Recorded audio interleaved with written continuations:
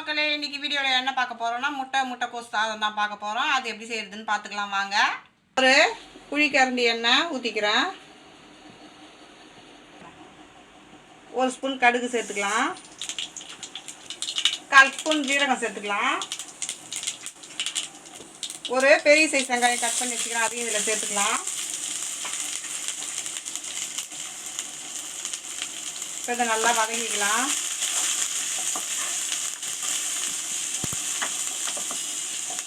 கருவேப்பிலை சேர்த்துக்கலாம். இதையும் சேர்த்து நல்லா வதக்கிக்கலாம்.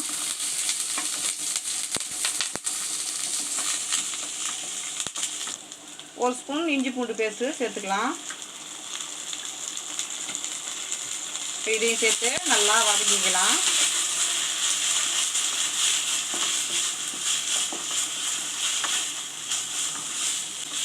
இந்த சாதம் செய்யறதுக்கு நம்ம வடித்து வச்ச சாதம் இருந்தால் உடனே இதை செஞ்சிடலாம்.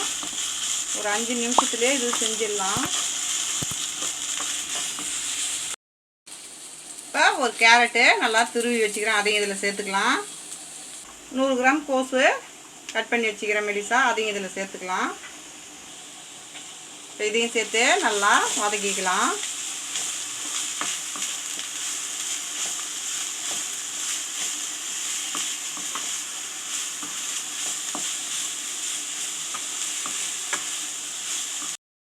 இப்போ நல்லா வதங்கிடுச்சு. இப்போ இதெல்லாம் கொஞ்சம் ஓரமாக நல்லா தள்ளி வச்சுட்டு இப்போ முட்டையை நம்ம உடச்சிக்கலாம். இப்போ நான் 3 முட்டை சேர்த்துக்கிறேன். நம்ம சாதம் எவ்வளோ போடுறோமோ அதுக்கு தகுந்த மாதிரி முட்டையை நீங்கள் சேர்த்துக்குங்க. காயும் அதேமாரி சேர்த்துக்குங்க.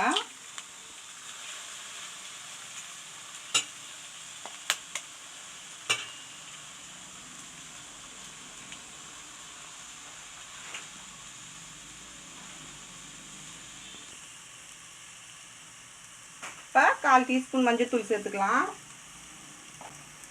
சாதத்துக்கு தேவையான உப்பு 1 ஸ்பூன் சேர்த்துக்கலாம். மட்டன் மசாலா 1/4 கப்பு சேர்த்துக்கலாம். இது எல்லாத்தையும் நல்லா கிளறி விட்டுக்குங்க. இந்த முட்டைக்கோஸ் சாதம் சூப்பராக இருக்கும். நீங்கள் ஒரு தடவை செஞ்சு பாருங்கள், அடிக்கடி செஞ்சு சாப்பிடுவீங்க.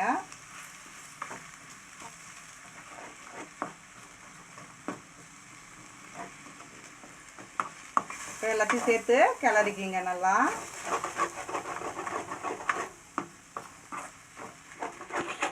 விட்டுக்குங்க பச்சை வாசனை போகிற வரைக்கும்.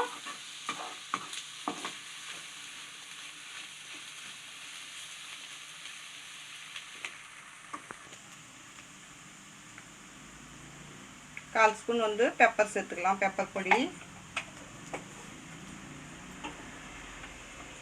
இப்போ இதையும் சேர்த்து நல்லா மிக்ஸ் பண்ணிக்கோங்க.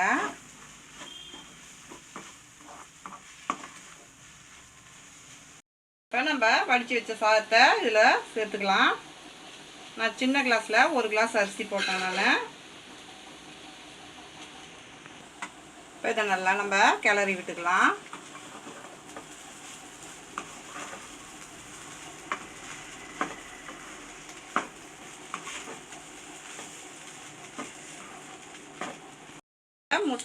முட்டைக்கோசு சாதம் சூப்பராக ரெடி ஆயிடுச்சு. கொஞ்சமாக மல்லித்தழையை சேர்த்துக்கலாம். இதை சேர்த்து நல்லா கிளறி விட்டுடுங்க. இப்போ பிளேட்டுக்கு மாற்றிக்கலாம். நம்மளுடைய முட்டைக்கோஸ் சாதம் சூப்பராக ரெடி ஆயிடுச்சு. இந்த வீடியோ பிடிச்சிருந்துன்னா லைக் பண்ணுங்கள், ஷேர் பண்ணுங்கள், கமெண்ட் பண்ணுங்கள். மறக்காம நம்ம சேனலை சப்ஸ்கிரைப் பண்ணிட்டு பக்கத்தில் இருக்கிற பெல் ஐக்கான் கிளிக் பண்ணி ஆளுன்னு கொடுத்துடுங்க. தேங்க்ஸ் ஃபார் வாட்சிங்.